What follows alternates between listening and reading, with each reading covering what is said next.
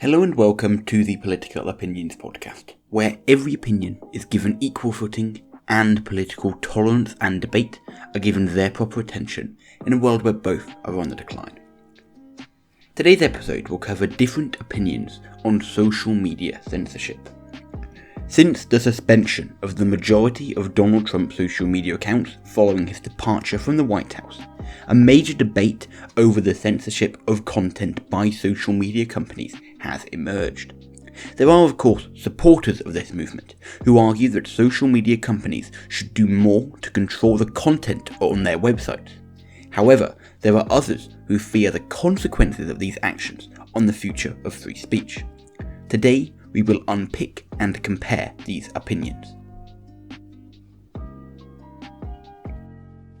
First up, we have to answer the overarching question of should these companies be allowed to censor their own content in the first place? For those believing in the benefits of social media censorship, the answer is a resounding yes. Some believe that if you use a social media platform, you have to follow their rules. These companies run these platforms and as such can ultimately do what they want. There are also those who approach this from a legal standpoint. In the USA, companies are classed as private citizens and as such are exempt from the Second Amendment, meaning they are allowed to restrict freedom of speech. If we then stop for a minute on this freedom of speech issue, another question emerges.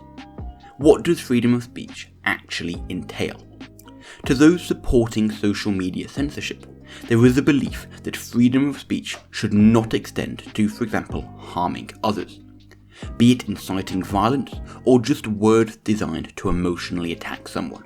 There is a belief among people that freedom of speech stops short of hate speech, and as such, censorship of hate speech is good and does not violate freedom of speech.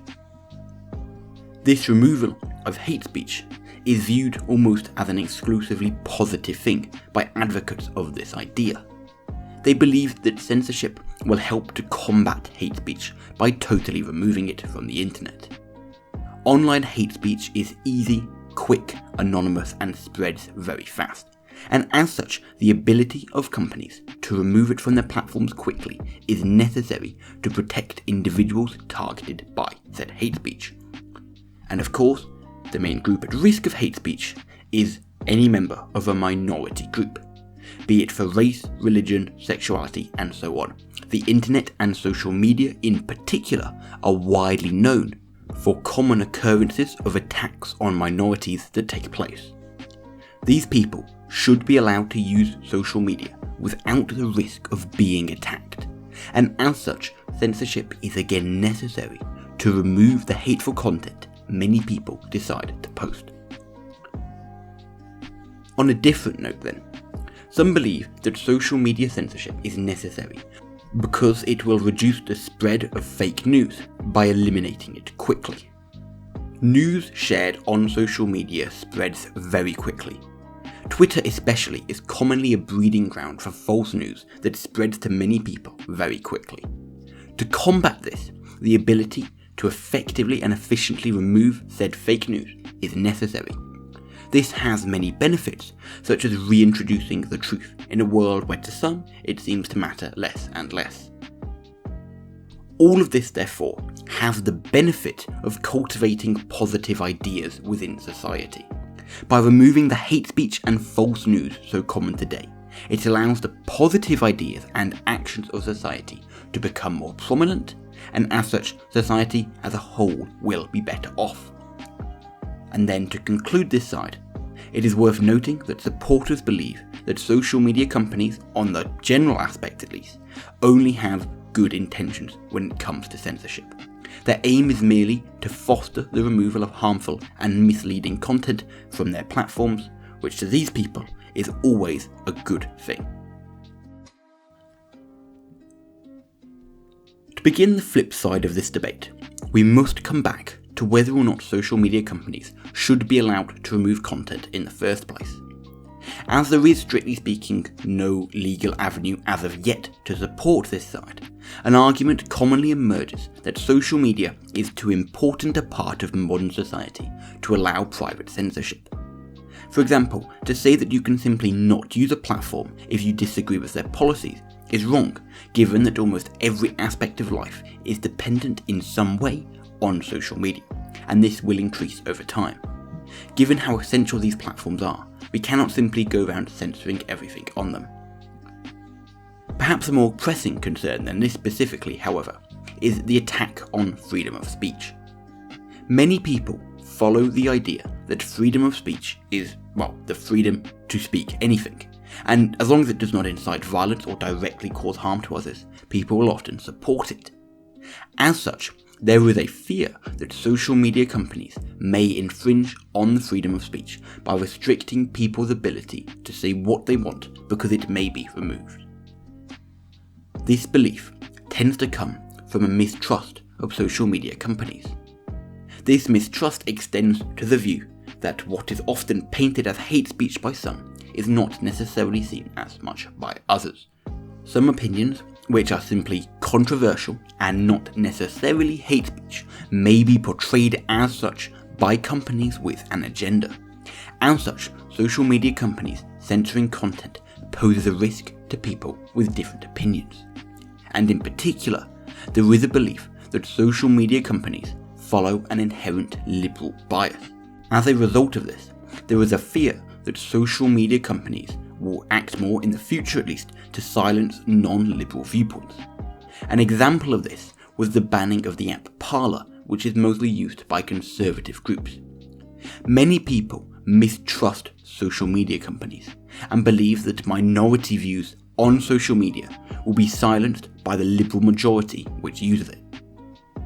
This liberal bias can also be used to manufacture narratives.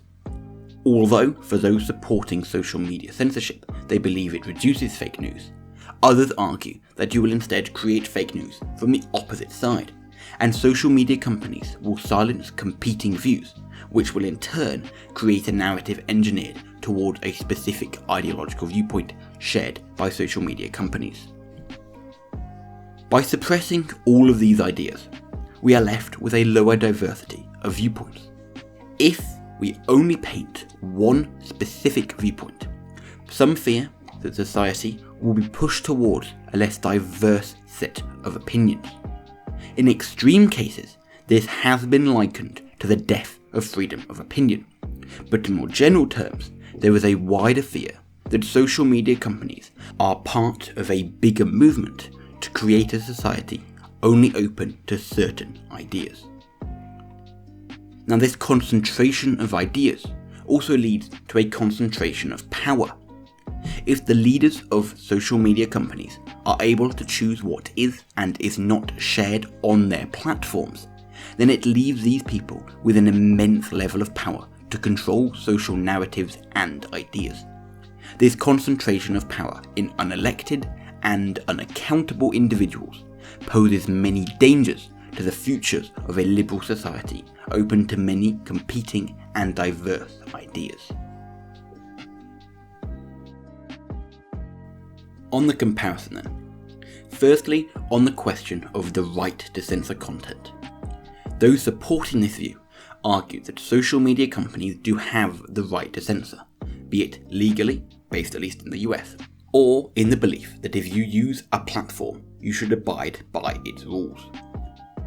However, those disagreeing argue that social media companies should not have the right to censor content privately. They are too important and the negative impact is too great to allow private censorship. Then on this question of freedom of speech. Those supporting this movement argue that freedom of speech should not be allowed to harm others. It is an outdated definition to allow all speech, and it should not extend to hate speech. However, those disagreeing would say that freedom of speech is the freedom for anyone to express their opinions. Just because you don't like someone's views doesn't mean you can silence them. On the question of the impact of hate speech, some believe that social media censorship will reduce hate speech by removing it from the internet. It allows the quick removal of harmful content which has no place. However, those disagreeing would say that hate speech to begin with is a subjective term which social media companies and others often abuse. Often instead, it is controversial opinions which aren't hate speech which are removed. On the question of the impact to minorities, some believe that social media censorship protects minorities from even more hate speech and acts of aggression. They should be allowed to use social media without the threat of hatred against them, and as such the ability to remove said content is good. However, those disagreeing would say that instead you silence the views of a new minority of non-liberal users of social media. The majority view leads to the suppression of others, which is bad. On the impact on fake news, some believe that you can reduce fake news by allowing social media companies to remove incorrect content. This is important to prevent fake news from spreading too quickly. However, those disagreeing would say that it instead can lead to a new manufactured narrative dictated by social media companies. They decide what the truth is, and therefore you end up with a different version of fake news. Then, on the impact on ideas, those supporting this view would argue that social media censorship leads to the cultivation of positive and good ideas by removing the bad ones. We eliminate unnecessarily harmful ideas from society. However, those disagreeing would say that instead we eliminate diversity in ideas by perpetuating a single selected image. This prevents diverse ideas from being shared, which in the future can be very detrimental. And finally, on this question of the concentration of power, those supporting this view would argue that social media censorship is done only to posts that need to be removed. It does not allow the concentration of power and is based off good intentions. However, those disagreeing would say that social media censorship leads to a few individuals being able to decide what is and is not shared. This concentration of power on the internet in the hands of a few elite is going to be very harmful to society. Overall then, those supporting social media censorship believe that it is good for society. They believe the intentions are merely to remove harmful and false content, which is necessary for the betterment of us all. However, those disagreeing believe that there are many risks associated with censoring social media, mainly because it stifles free speech and poses the risk of a concentration of ideas centered around one specific ideological outlook. At the moment, social media companies are very cautious when it comes to censoring at least high-profile content and individuals, but are not entirely unwilling. It is likely governments will respond to this uncharted debate with legislation in the future to better define what these companies can and cannot do. As always, I want to know your thoughts on the topic. Let me know in the comments or on Twitter. Quick reminder, the aim of this episode has been not to try and argue for or against one side of the debate, but rather to highlight the different opinions on the topic and provide a comparison between them. Be sure to check back on Monday for another episode. Thank you all for listening, and I hope to see you soon.